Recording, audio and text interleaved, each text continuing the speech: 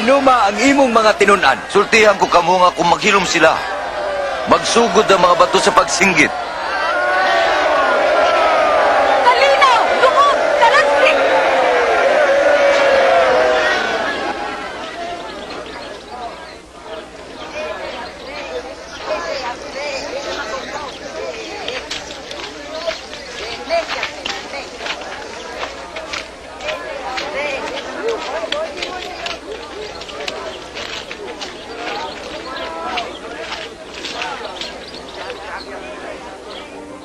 Kung nasayad ka, kung unsa ang kinahanglan karong adlaw alang sa kalinaw apan dili ka makakita ni ini.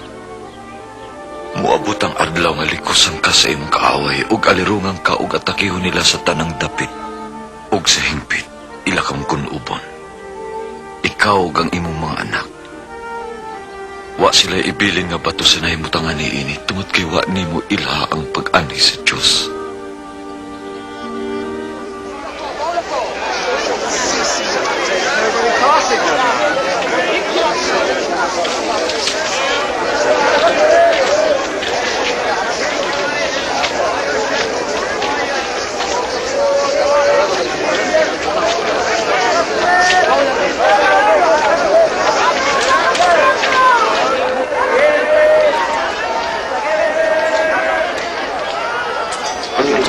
Lima, enam, tujuh, walo, siyam, sepuluh.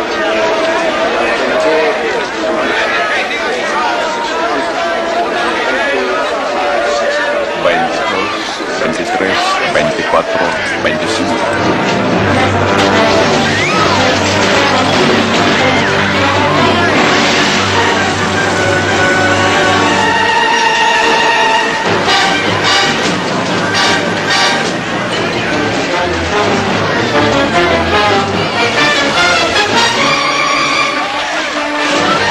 Naisulat, ang akong balay tawgon nga balay ang puanan ug gihimo ninyong taguanan sa mga kawatan. Nagpaingon ka sa kumahayok! Bukis siya! Bukis!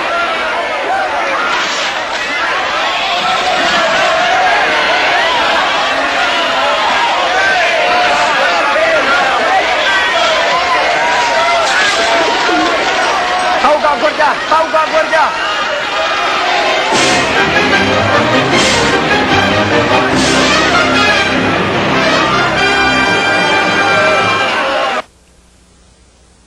Nasayod ako nga daghan ang mila kaniya nga hari. Hari?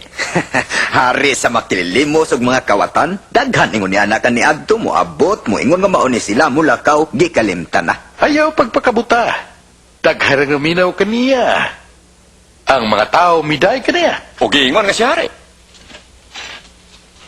Pahimangnuan ko ikaw. Kung kining tawhana magsamok jud dinhi, ikaw ang manubag.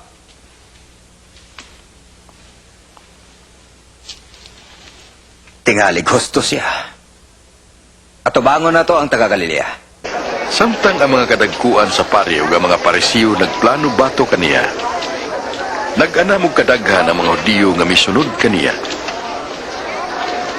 Ug mauusab ang mga oposisyon nga iyang gihukman. Kamay kaayo. Maura ba ka na? Sultihan ko kamo. Makining byuda labaw og ikatag kay sa uban. Kaya ang uban naghalad man sa ilang gasa nga sobra na sa ilang bahandi. Apan siya, bisan pa sa iyang kakabos, mihatag siya sa tanan nga iyang gikabuhian. Sultihi kami. Unsay makatungod sa pagsulti diri? Kinsa naghatag ka mo katungod? Karon mangutana ako kaninyo. Tugani ako, ang katungod ba ni Juan sa pagbunyag gikan sa Dios o sa tao?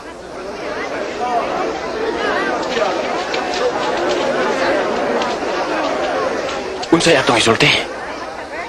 Kung moingon kita nga gikan sa Dios, moingon siya nga man. Nawa ka mo mutuog kang Juan. Kung moingon kita nga gikan sa tao, batuon kita sa mga tao. Hugot ang ilang pagtuo nga si Juan propeta. Wa kami masayod kung di ginigikan. Dili ko usab kamutuganan sa katungod sa akong pagbuhat ni ini mga butang.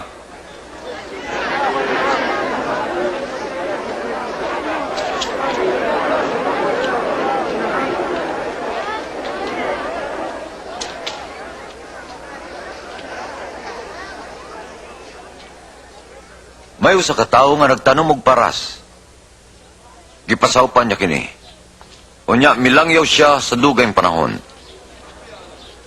Pagpamupo na sa mga ubas, nagsugod siya og usa ka ulipon. Aron pagkuha sa iyang bahin sa abot. Apan gibunalan nila ang ulipon o gipapauli nga way dala. Busa nagsugod siya laing ulipon. Apan gibunalan usab siya sa mga saop o gipakauwawan o gipalakaw nga way dala. Unya nagsugod siya ikatulong ulipon. Apan gisamaran sa mga saop o gilabog sa gawas. Unya miingon ang tag-iya sa paras. Unsa kaya akong buhaton? Ipadako ang pinangga kong anak. Siguro nga mutahod sila kaniya. Apan pagkakita sa mga saop kaniya, nag-ingnanay sila. Kini ang anak sa tag-iya. Patyunta siya aron maatom parasan. Istoryahi pa kami. O gilabog siya sa gawas. O gipatay. Nanunsay buhaton ngadto sa mga saop sa tag-iya. Iyang patyon kadto mga tawhana og pasaupan ng parasan og laing. Unsay buti pasabot ni ining kasulatan? Ang bato nga gisalikway sa magtutukod tungod kay way kapuslanan, nahimo hinong labing importante sa tanan. Ang tanan nga mahulog ni adtong batuha madugmok. Ug si bisan kinsa nga mahulgan ni ini, siguro gyud nga mapulpog.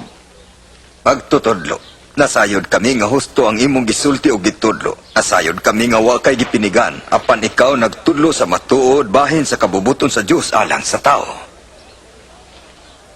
Sultihi kami. Supak ba sa atong balaod ang pagbayad og buhis ngadto sa emperador o dili? Pagbantay Ginoo, iya ka lang gilipat. Pakita kong sensilyo.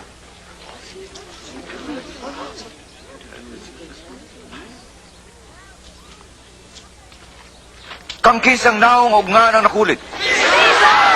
Nan ihatag nga to kang Cesar, ang iya ni Cesar. Og sa Diyos, ang iya sa Diyos. Sa imong kubagyana. Karon taliabot ng adlaw sa pangilin sa pan nga way patubo nga gitawag og pangilin sa pagsaylo.